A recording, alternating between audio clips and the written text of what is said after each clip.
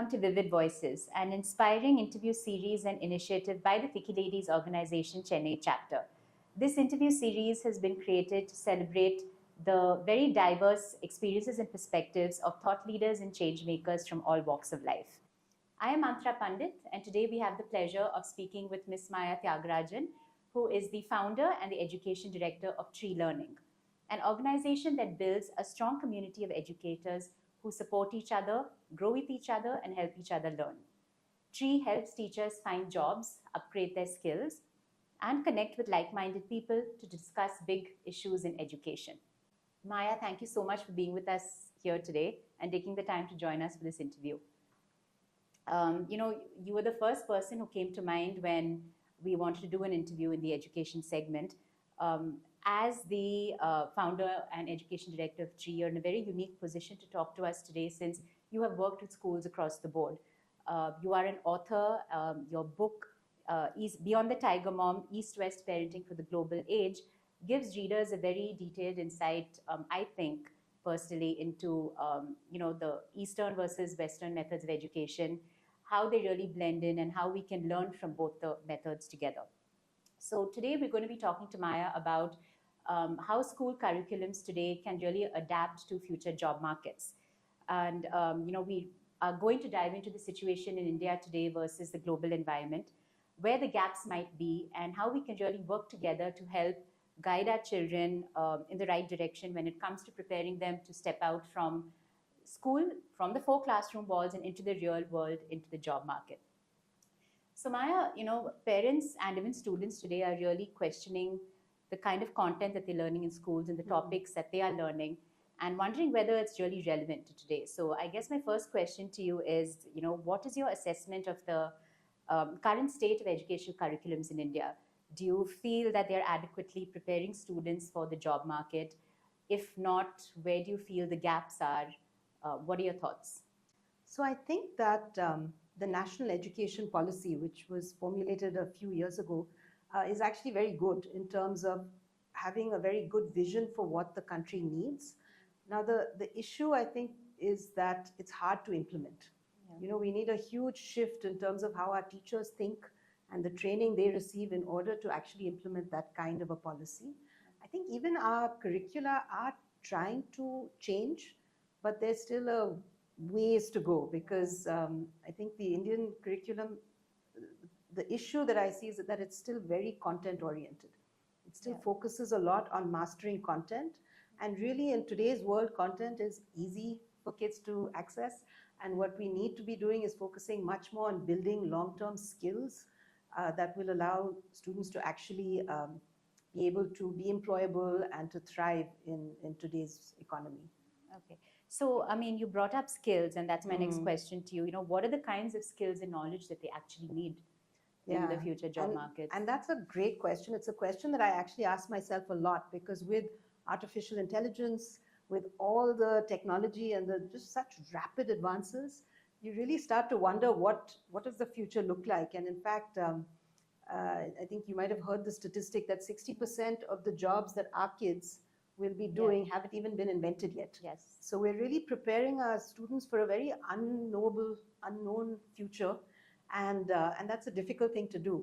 So I think the few things that are really important, one is that our kids are ready to learn and they know how to learn and they're resilient because there's going to be a lot of change in their lives.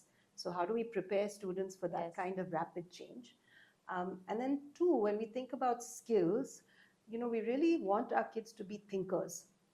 So how do we get our kids to start being thinkers, to be problem solvers, and also to do things that are not so easily done by machines? So, I think the things that machines are not as good at doing, they're not necessarily as creative as humans. Empathy, creativity, the areas where humans have an edge over machines, and those are areas that we really need to focus on as well. Now, on the subject of skills and knowledge, what are your thoughts about AI? What kind of a role is it really playing in the educational sector today? A lot of parents and even educators are trying to put some sort of a limitation on it, but it definitely is a very useful skill and something to know for all students today, even when they step out into the real world. Yeah. So, how much is too much, and how much do you think they should actually really Yeah. get around to knowing? That's a great question, actually. I think it's a minefield for educators, and schools haven't really started tackling this the way they should. I mean, one thing, I've used ChatGPT, for example, and I know kids across the board are using it in all different ways. And one thing that's interesting is that the more, you need to actually know enough and get good enough at asking questions to actually get the responses you want when you use this kind of artificial intelligence. And so training kids a little bit, training teachers, I think, on how they can use AI in the classroom might be quite useful. And instead of fighting it, because I don't think it's really something we can completely control and fight against, I think helping kids understand how they can use it ethically is really important. So, for example, my son is in college in the US, and they actually have a citation policy for how you use AI in your research papers, which I think is interesting. And our schools are definitely not at that point. I think teachers are very scared and nervous about it. But it is an area that we need to think about, not just in terms of how we're using it in our classrooms, but what it means for education overall. Because if so much of what we teach now can easily be done by machines, then how relevant is that, right? What should we be teaching? I mean, these are very big questions that schools need to be having, and that the country needs to be having at a larger scale. What makes a relevant education in this world that we have now, where we have AI, where kids can find knowledge so easily, where they can have a machine write things for them, create things for them. So what is it that they need to know? I mean, it's a big question. Yeah. So this also brings me to, ask you about the soft skills that we really need in education today, because you talked about how with AI, it's very easy for students to get a little carried away, and it sort of removes the human element. It removes the creativity. It removes, actually being able to use the human side of you to do your work.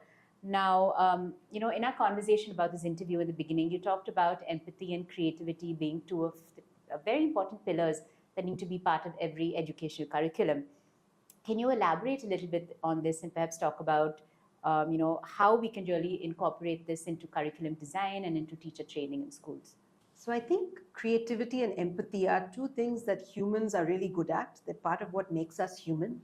And they are things that, as of now at least, machines are not so good at, right?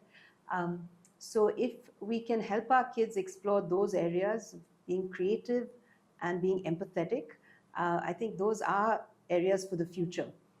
And one of the things I said at the beginning is that our assessments are a little outdated, because we still examine kids on everything. And the problem with traditional exams are that they are the antithesis of creativity, and they don't involve any empathy or any kind of human skill. It's all about, what do you know?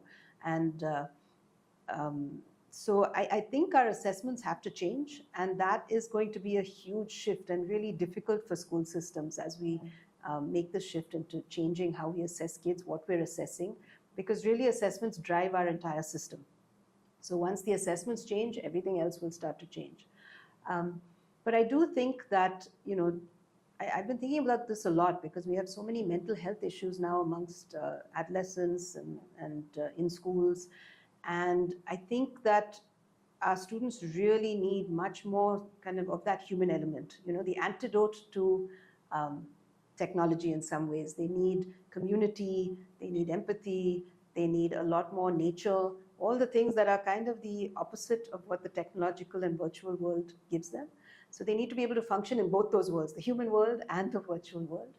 And so schools need to start thinking about these things. How do we bring this into our curriculum? Yeah. So why do you feel that empathy is vital for the workforce? Even today, so many corporate companies and organizations are placing a lot of focus on empathy education workshops for the management and the entire employee, all their employees. But why do you personally feel that it's important for students to carry this forward into the workforce? Well, I think it's important for them. I think one of the things with this world we're living in today, where people are working remotely, we have artificial intelligence to contend with, so much social media and technology. I think, like you said, the human element is sort of being lost in so many ways. And so it makes me think a lot about what is it that makes us human? What do we need as human beings to survive and thrive and flourish and feel happy and fulfilled? And humans are profoundly relational. We right from the day we're born, we want to be close to other people, right? Babies need to be cuddled and hugged, and kids need a lot of human touch and human care. And so I think that we need to preserve that, and empathy is a kind of umbrella term for maybe how we preserve that ability to connect with other people face to face, the ability to understand others, to care for others, and to feel cared for. And I think in a world where that human element is being removed and that sense of care is being removed, um, we really need to think as educators and as parents and as the adults, who are thinking about the next generation, how do we maintain that element of care and empathy? So I think it's crucial. I really think that actually what schools need more than anything is a sense of community, because kids need that. We can't take that away from our kids. And I worry about a world where, this generation already has much less connection, face-to-face connection with each other than we did when we were in school. Given how hybrid and remote workplaces are now, that it's not like it's going to get better as they grow older.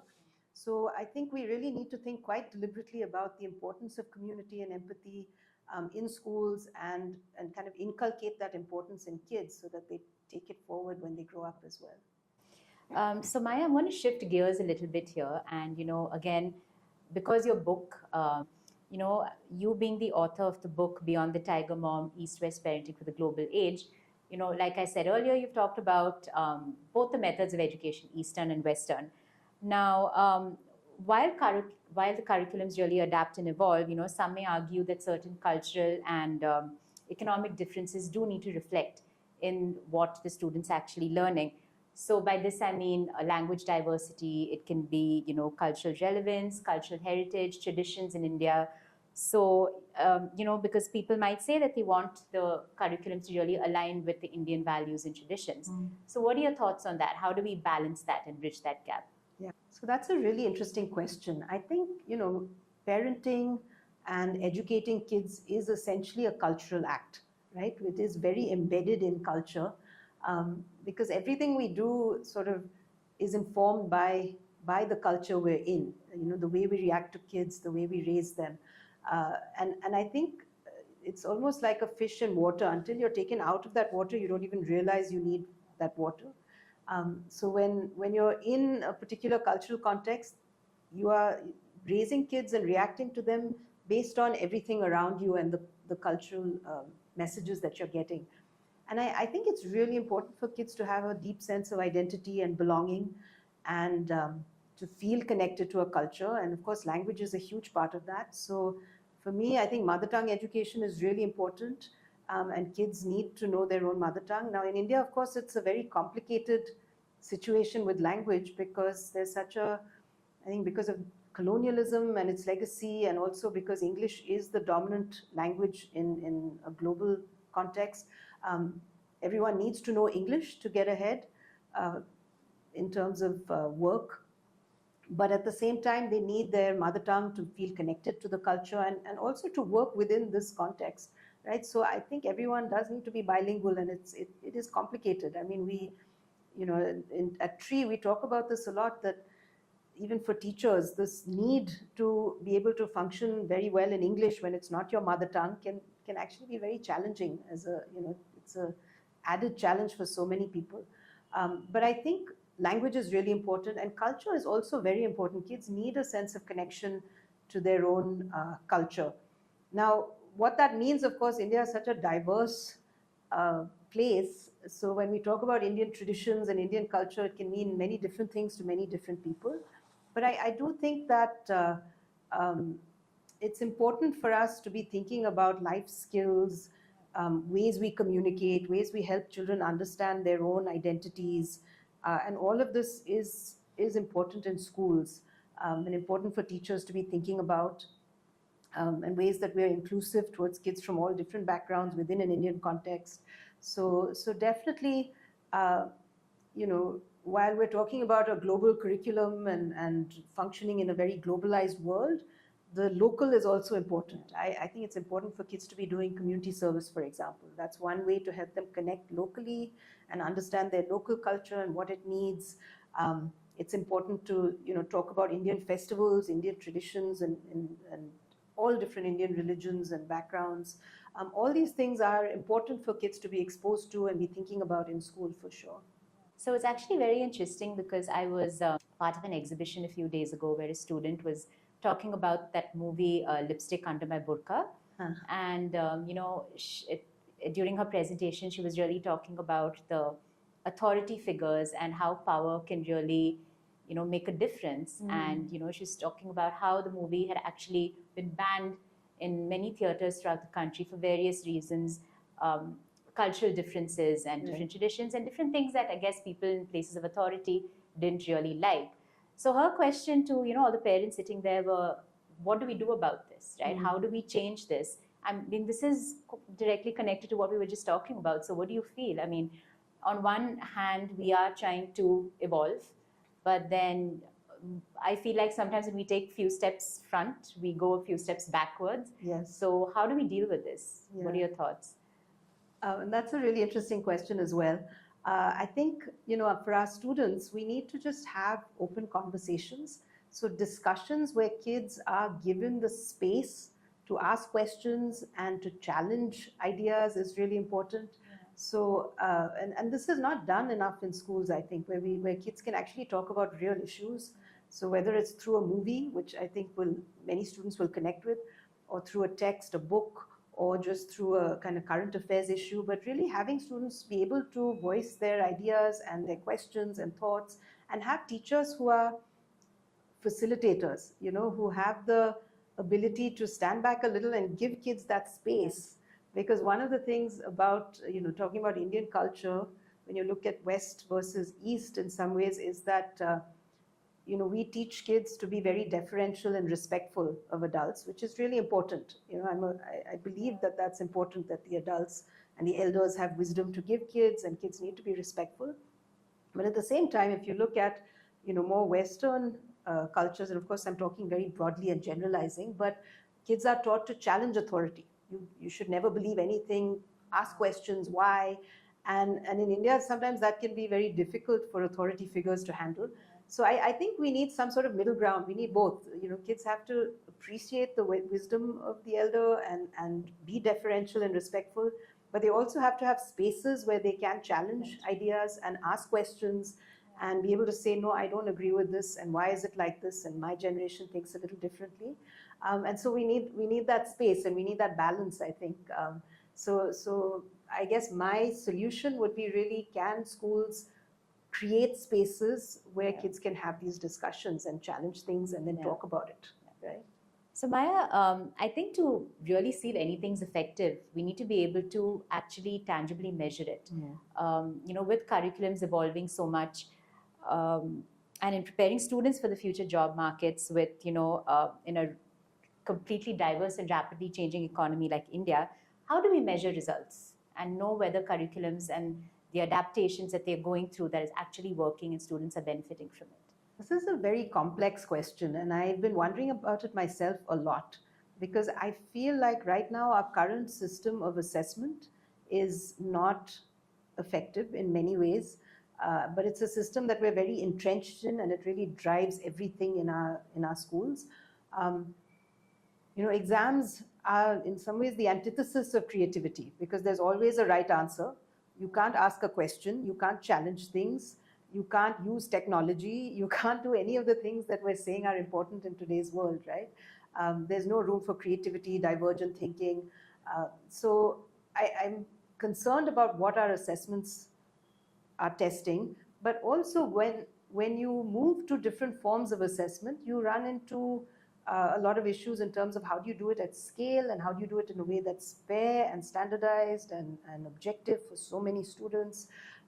Because if you did give them creative projects, it becomes much more subjective, right? And if every student is approaching things in a different way, how do you then judge them and score them? It's quite complicated. So I think this is an area that schools need to think about a tremendous amount, and at the center also we need to think about it a lot, because assessments really do drive the whole system. Whatever gets measured and tested is what gets taught. But And we know that right now what we have is flawed because we have students coming out of schools with excellent marks, but they're not really employable and they're not really able to do what we need them to do in current workplaces. They've never made a presentation, for example. They've never written some sort of original analysis. They've not done research, yet they've gotten top scores, and employers don't know how to use them effectively. So we know we need a shift, and we know that that shift needs to go in the direction of allowing students to do things that are far more creative, far more interesting, much more project-based, where there is a lot more problem solving, a lot more room for divergent thinking, maybe for collaboration, right? And that where technology can be used, it's not prevented completely. So it has to feel like these are relevant assessments, but how do we do this, like I said, at scale and in ways that are fair and objective? That's a question that I think I'm not really sure I have the answer yet. Okay. And I know that some curricula like the IB, the International Baccalaureate, do a lot more project-based evaluation where kids have to do research papers and projects.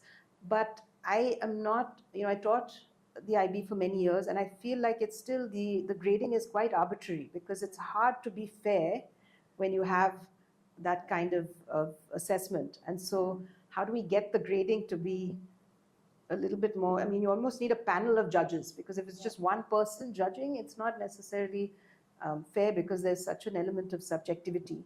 But when you have so many students, you can't have a panel of teachers. It's just, so how do we make it work? It'd be interesting to see how this changes, but we know that we need change, and we need to at least start experimenting with things. So while the way students are being taught is changing, I think we should also talk about the teacher training that goes in, and how teachers are being trained today versus maybe a decade ago. So in what ways do you think that we can really support the professional development of teachers to ensure that we are equipping them to really teach the soft skills that are required? TREE, the organization I run, one of the main things we do is teacher training. We do a tremendous amount of teacher development work. So it's something I've thought about very deeply, and I've tried all kinds of different things in this area. One thing that's really important is that teachers need to be learning continuously. So right now, many schools in India still do a workshop at the beginning of the year and a workshop at the end of the year, and that's all. And teachers are just doing the same thing that they've always done on kind of autopilot, and that, I think, is not working. We need much more professional development, and it has to be a central priority for teachers, that they are learners too, because the world is changing so rapidly, and they need to be changing along with that world to be relevant for their students. The second thing I think is that, teachers need to learn a lot of the skills that we're saying kids need to learn too, because it's new for teachers. So for example, we say that students need to be able to do research, but many of our teachers have not actually had the opportunity to do real research in their own education. So they don't know how to break down that whole process of research for kids, right? It's, you can't just tell a student, go research the partition or freedom struggle, and then expect that you're going to get something of value. Kids will just copy paste, and you'll get, you won't get anything very valuable. And then a teacher can't blame the child because they haven't taught that skill. They haven't broken it down. How do you ask a good research question? How do you find and evaluate sources? How do you paraphrase? How do you organize your ideas? How do you cite? They themselves haven't had that exposure, so it's hard for them to teach. So I think for 21st century skills, one of the things we've been thinking about is how do we make teachers, teachers have to learn and go through that process themselves before they can feel comfortable and confident teaching those skills to students. So for skills like research skills, analysis skills, a lot of these problem-solving, project-based, teachers need to go through those processes themselves. In terms of the soft skills, like growth mindset, empathy, connection, all that, I actually think many teachers come to the profession with a lot of that in them already, because the profession tends to attract more caring people. But again, we do a lot of workshops where we talk about these, the importance of connection, actually, overwhelmingly. That once you have those connections with students, everything else falls into place. And one of the things we talk about is, instead of talking about classroom management and behavior management, can you talk about building relationships? because once you have those relationships with kids, their behavior tends to be much better anyway. So yeah, I think soft skills are really important as a kind of framework and foundation for everything. But even the harder, 21st century skills of, like I said, research, problem solving, critical analysis, all of these things, our teachers need a lot more training to become really comfortable actually teaching them themselves. So you talked about building relationships, and I've always felt that a very good way to really build a relationship with anyone, for that matter, is to really understand their perspective on a particular topic, put yourself in the shoes of the other person in the relationship. Now, even between teacher and student, I think that's very important. And I've also seen with my own eyes, I've seen role playing as, in sometimes in teacher trainings, when I've walked past a classroom and I've seen this happen. Do you feel that's an effective technique? Because I've always found that very, very interesting, teachers putting themselves in the shoes of kids. And also, that also touches upon empathy. So what are your thoughts on that? I think role playing is very effective in many ways. We actually do it a lot when we talk about teachers interacting with parents, because the teacher-parent relationship can often feel a little adversarial, where teachers feel defensive and parents come in angry. And so we do a lot of role playing when we help teachers think about how to interact effectively with parents. And one of the things we get teachers to think about is how much of what parents bring to a parent conference stems from their own anxieties. It's not even about the teacher, it's their own anxieties about their kids and how much they're invested in their kids. And once teachers start to understand that, they approach that parent completely differently. So those role plays and that perspective taking is really important. I think it can also be very important with kids. If a teacher is able to think about the perspective of all the different kids in her class, or if she's trying to resolve some sort of a conflict or dispute amongst students, not just immediately taking the side of one child, but really thinking about how every child feels and is impacted, and also where children are coming from, right? Like we tend to make very hasty judgments sometimes about a student, but really trying to step back and empathize, understand where they're coming from, what they might be dealing with in their own lives. So that perspective taking is very important, and certainly role playing is a great way to train for that. But even just getting teachers, like one of the things we do a lot of is what we call case studies, where we just share a particular scenario and have teachers discuss how does each person feel, where are they coming from, what are the issues there, and then how would you deal with it. So just having those conversations in addition to role plays, I think are very important.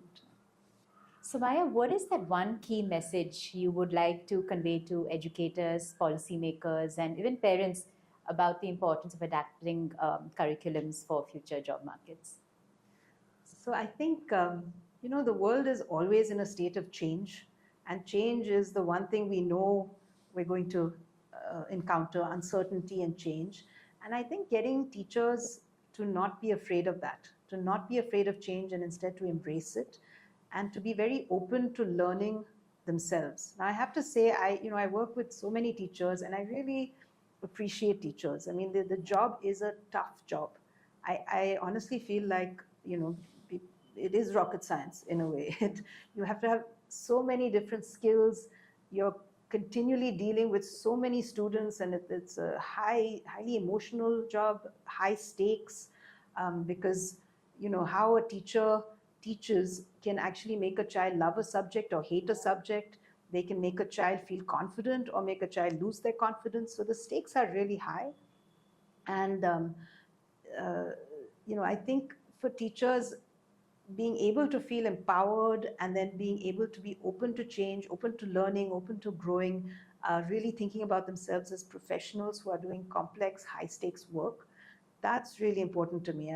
So I guess one of the key messages I would like to get people to think about is just the importance of teaching as a profession. Because until, as a society, we're able to prioritize it and say this is possibly the most important profession, if not one of the most important professions, because teachers are the ones raising our whole next generation. Until we're able to really prioritize teachers and teaching, we're not going to be able to make the kind of progress we need to as a society, because a society can only grow and thrive as much as its teachers allow it Yeah. in a way. I mean, the teachers are so fundamental. So if we can prioritize teaching and education and really start having these bigger national conversations and local conversations about the importance of the profession and the ways in which it needs to change and adapt, I think that's really, really important. So I don't know if that answered your question exactly. It did. But that's my key message. I think that this is so central. We can't not have these big conversations. Maya, thank you so much for joining us today for this interview. I think that's all the time that we have today for this episode of Vivid Voices. To everyone watching this, thank you so much for joining us for this episode, an initiative by the FICCI Ladies Organization, the Chennai chapter. We do hope that you found this conversation with Maya as inspiring and enlightening as we did. Thank you again, Maya. So stay tuned for more compelling stories from remarkable individuals in the upcoming episodes of Vivid Voices. Thank you.